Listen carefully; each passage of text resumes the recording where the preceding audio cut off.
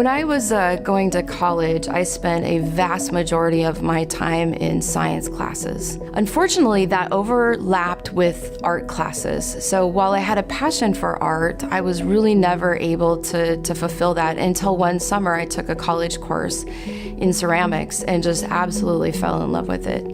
I didn't have a lot of time for it back then, so I got some equipment and I kind of put it on the shelf. Years later, when I had my son, he wanted to take an art class together. It's just something to do. So he and I did that, and it came back to me in a flash, and I just remembered how much I loved it. And so I've been off and running with it probably for the last 4 or 5 years. The very first step after you prepare your clay is you have to get that clay centered on the wheel. If you don't center it, nothing's gonna come together.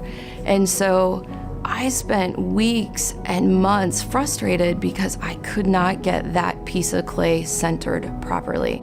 And I think what I found is, and here's why it's so relaxing, you kind of have to let yourself go, and you first have to get centered, and then you're able to center your clay. So this is not a time to think about work. It's not a time to contemplate the future steps I'm gonna take in life. It's really just about clearing your mind, really focusing on what you want to create that day. Half the time it tells you what it's going to be. And I think that's what's so relaxing about it, is it's just a space to just really clear your mind.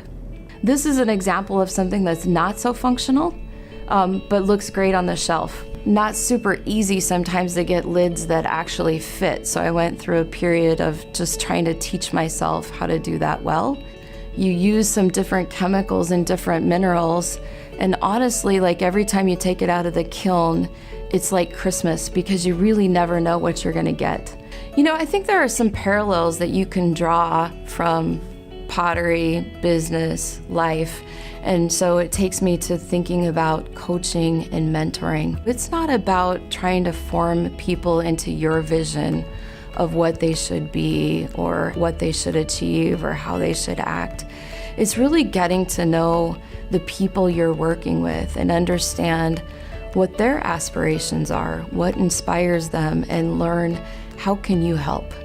How can you be a little bit of that potter to help them shape the future that they're looking for themselves? People who are creative and artists, they learn from techniques that have been there for thousands of years, and then they put their own spin on it and they advance the art, which is just like what we do in our industries. You know, we work in agriculture, we work in other sectors, and we continue to advance those fields. You have a vision in mind, you stay open to possibilities, you learn from others, and you can be pleasantly surprised by the outcomes.